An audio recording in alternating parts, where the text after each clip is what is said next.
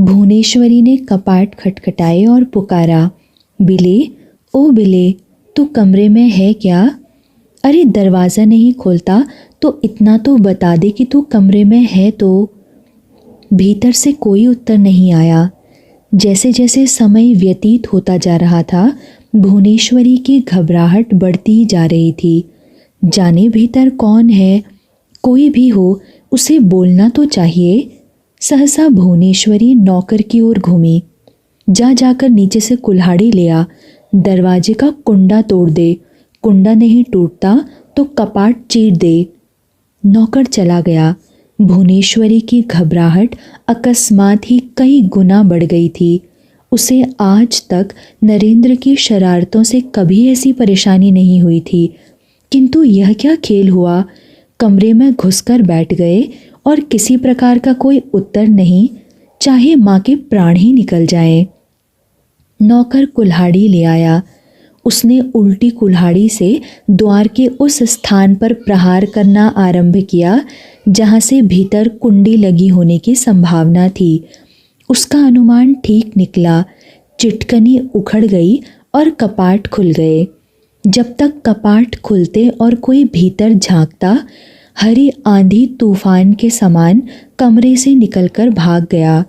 कोई इतना सन्नद्ध नहीं था कि उसे पकड़ पाता, और वैसे भी किसी को उसे पकड़ने में कोई रुचि नहीं थी। भुवनेश्वरी ने सबसे पहले कमरे में प्रवेश किया। नरेंद्र वहाँ बैठा था। एक चौकी पर सीताराम की युगल मूर्ति प्रतिष्ठित थी। उनके सामने पुष्प रखे हुए थे और धूप जलाया गया था, जैसे अभी अभी उनकी पूजा की गई हो। उनके सम्मुख नरेंद्र ध्यान मग्न बैठा था। इस सारी चीख पुकार, कोलाहल, द्वार के टूटने और इतने सारे लोगों के कमरे में घुस आने का उसके ध्यान पर कोई प्रभाव नहीं पड़ा था। भुवनेश्वरी ठिठकी। यह लड़का पाखंड कर रहा है या सचमुच ही इतने गहन ध्यान में बैठा है, या वाल्मीकि का अवतार है क्या? उसने निकट जाकर पुकारा, बिले, ओ बिले, वीरेश्वर, नरेंद्र। नरेंद्र पर भुवनेश्वरी के किसी भी संबोधन का कोई प्रभाव नहीं हुआ, जैसे माँ का स्वर उस तक पहुँच ही नहीं रहा था। व्याकुल होकर भुवनेश्वरी ने उसका कंधा पकड़कर हिलाया, बिले। नरेंद्र के शरीर में स्पंदन जागा, किंतु ऐसे नहीं जैसे जड़ में प्राण आए या अचेतन में चेतना जागे। उसका शरीर तो ऐसे कांपा था जैसे कोई प्राणी असह्य पीड़ा में तड़पता है। उसने धीरे से पलकें झपकी। बिले, भुवनेश्वरी ने पुनः पुकारा। नरेंद्र की आंखें पूरी खुल गईं, किंतु शरीर अभी पर्याप्त स्थिर था। उसके चेहरे पर गंभीरता ही नहीं, अधिकार का भाव था। उसने आदेशात्मक स्वर में कहा, ध्यान में विघ्न मत डालो माँ, मुझे यहाँ अकेला छोड़ दो। भुवनेश्वरी की आंखें विस्फारित हो उठी। क्या हो गया इस लड़के को? वह होश में तो है। उसने पुनः पुकारा, बिले। जाओ माँ, मुझे अकेला छोड़ दो। नरेंद्र जैसे पूर्णतः चैतन्य होकर बोल रहा था, सब लोगों को ले जाओ यहाँ से, इस कमरे में कोई नहीं ठहरे। उसके स्वर के अधिकार से भुवनेश्वरी स्तंभित रह गई। मुख से एक भी शब्द कहे बिना वह बाहर की ओर चल पड़ी। उसने संकेत से सबको अपने पीछे आने के लिए कहा और सबको कमरे से निकालकर उसने स्वयं अपने हाथों से कपाट भिड़ा दिए।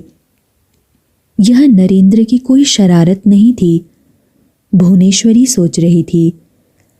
वह ध्यान कर रहा था और ध्यान करने में कोई बुराई नहीं थी, किंतु फिर भी भुवनेश्वरी का मन इतना आशंकित क्यों था? किस बात से डरती थी वह? गृहस्थ भी पूजा उपासना करते हैं, पूजा से कोई हानि नहीं होती।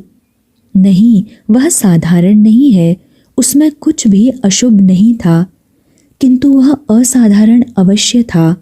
और भुवनेश्वरी अच्छी तरह जानती है कि नरेंद्र की किसी भी असाधारणता से वह डर जाती है। नरेंद्र अपने साइज के साथ खेल रहा था। आज साइस की रुचि अपने घोड़ों में न होकर नरेंद्र की गाय में अधिक थी। अच्छा बिले मोशाय, साइस ने पूछा, आज आपकी गाय ने जो बछड़ा दिया है वह कैसा है? बहुत सुंदर है, उजला उजला, खूब शक्तिशाली है, नरेंद्र बोला।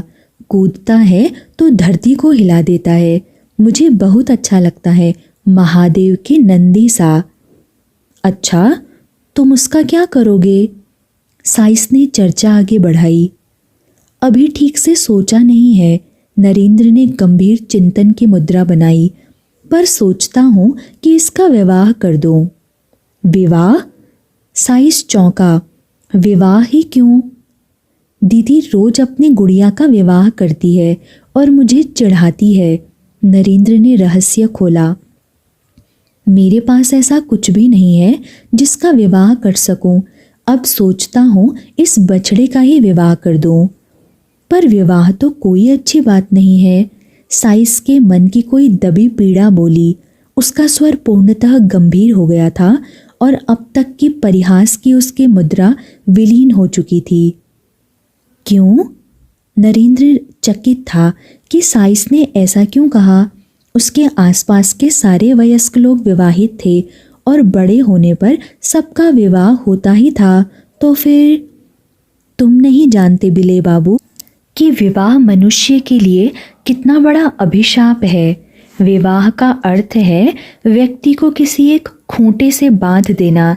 किसी काम का नहीं रह जाता मनुष्य विवाह के बाद, न कोई अपनी इच्छा, न अपना कोई काम, बस जोरू की गुलामी करता रहे।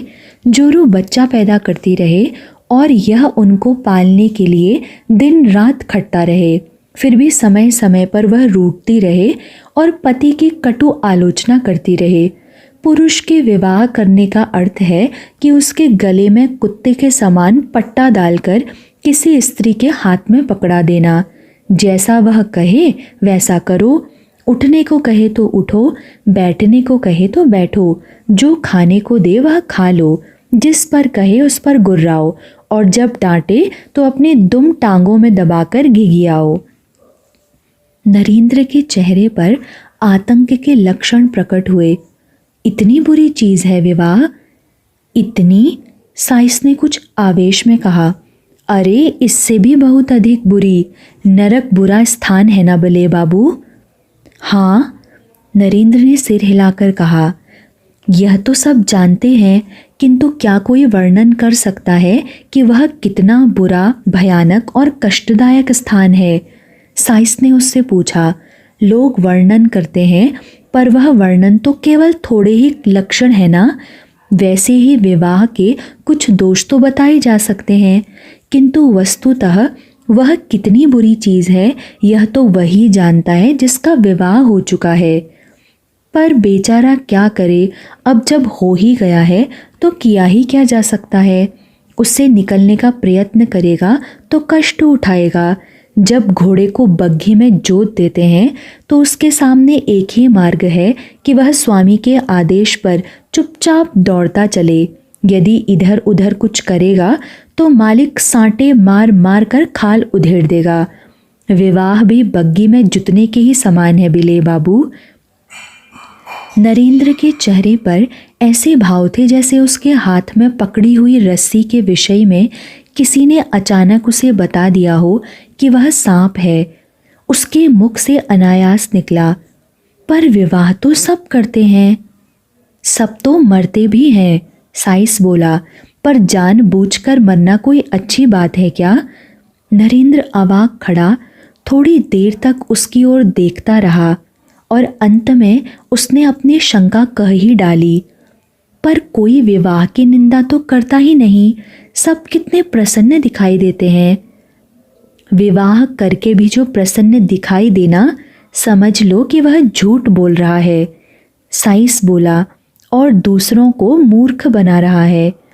नरेंद्र अपनी आंखों से साइस को और अपनी बुद्धि से उसके तर्क को तौलता रहा, और फिर जैसे उसने बहुत प्रयत्नपूर्वक कहा, मेरे बाबा ने भी तो विवाह किया है। साइस तनिक भी हतप्रभ नहीं हुआ। वह जानता था कि अब जो कुछ वह कहेगा अपने स्वामी के विषय में कहेगा। फिर भी वह उसी साहस और आवेश के साथ बोला, तो दिन भर खटते ही तो रहते हैं, सारे परिवार के लिए धन कमाते हैं, अपने चाचा के लिए, चाची के लिए, उनके बच्चों के लिए, पत्नी के लिए, अपने बच्चों के लिए, रिश्तेदारों संबंधियों के लिए, अतिथियों के लिए, आश्रितों के लिए, उनके कमाए धन से सब खाते पीते, ओढ़ते बिछाते और टांगें पसार कर सोते हैं। और कभी अपने बाबा को भी आराम करते देखा है तुमने? नहीं, नरेंद्र बोला। एक तो वे कलकत्ता से बाहर रहते हैं, और यदि कलकत्ता में हों भी तो दिन भर कचहरी, दफ्तर, मुवक्किल, मुकदमा, विवाह न किया होता तो इतना सब करने की कोई आवश्यकता नहीं थी। तान कर सोते दिन भर।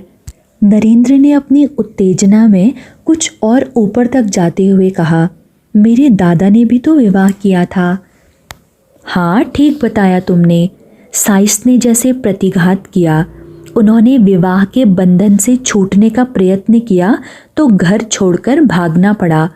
विवाह न किया होता तो क्या आवश्यकता थी घर छोड़कर भागने की, सन्यासी बनने की, घर घर द्वार द्वार भीख मांगने की?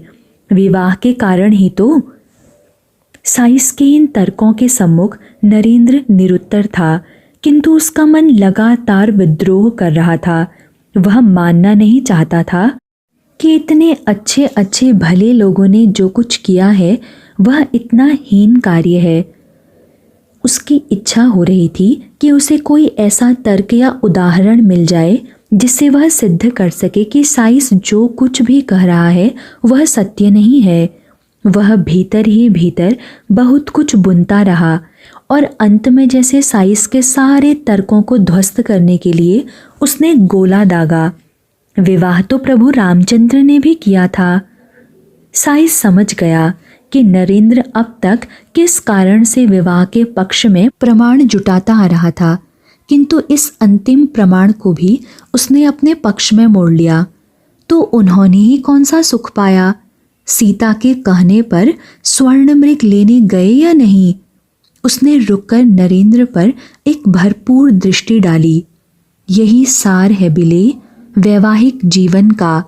स्त्री स्वर्ण मृग मांगती है और पुरुष वन वन भटकता है। इस तर्क के सम्मुख नरेंद्र पराजित तो हो गया, किंतु वह इस पराजय को पचा नहीं पा रहा था। अंतिम क्षण तक संघर्ष करने की भावना से बोला, फिर भी राम अपनी पत्नी से प्रेम तो करते थे, तो विवाहित पुरुष और कर ही क्या सकता है? साइंस हंसा। विवाह करते ही वह सर्वथा सांसारिक जीव हो जाता है। नरेंद्र पुनः अवाक हो गया था। अब उसके पास न कोई तर्क था न प्रमाण। जब राम ने भी विवाह कर कष्ट ही पाया तो किसी और की बात ही क्या? वह उदास सा सिर लटकाए घर के भीतर चला गया। धीरे धीरे सीढ़ियाँ चढ़ता हुआ वह छत पर जा पहुँचा। उसने सीता राम की युगल मूर्ति को पीड़ित दृष्टि से देखा। उसकी आंखों में अश्रु थे और हृदय में वेदना, जैसे कोई उसके हृदय को आरी से धीरे धीरे चीर रहा हो। उसने एक बार भी न तो प्रतिमा के सम्मुख हाथ जोड़े और न उसके सम्मुख मस्तक ही झुकाया। अश्रु भरी आँखों से प्रतिमा को देखता रहा, जैसे कोई अगले ही क्षण बिछुड़ जाने वाले आत्मीय जनों को देखता है। सहसा उसके कंठ से सिसकियां फूट पड़ी और पलकों में अटके अश्रु गालों पर आ गए। अब उसके पास सिवाय अपनी माँ के और कोई आश्रय नहीं था। भुवनेश्वरी ने नरेंद्र को इस प्रकार रोते देखा तो घबरा उठी। यह इस प्रकार क्यों रो रहा है, जैसे कोई असह्य पीड़ा हो? क्या हुआ बिले? क्या बात है बेटा, तू रो क्यों रहा है? माँ, सीता राम मेरे आराध्य देव हैं। नरेंद्र बोला। हाँ बेटा, तो? नरेंद्र जैसे तड़प कर आवेश और रोष के साथ बोला, किंतु वे तो विवाहित हैं। विवाह के पश्चात व्यक्ति सांसारिक हो जाता है। सांसारिक व्यक्ति की आराधना कैसे की जा सकती है? नन्हे से बच्चे के मुख से फिर वही भारी भरकम प्रश्न। भुवनेश्वरी ने सोचा, पता नहीं यह लड़का ऐसे शास्त्रीय प्रश्न कहाँ से निकाल लाता है। तूने उनकी आराधना नहीं करनी तो मत कर। उसने पुत्र को सांत्वना दी, किंतु उन्हें सांसारिक व्यक्ति तो मत कह।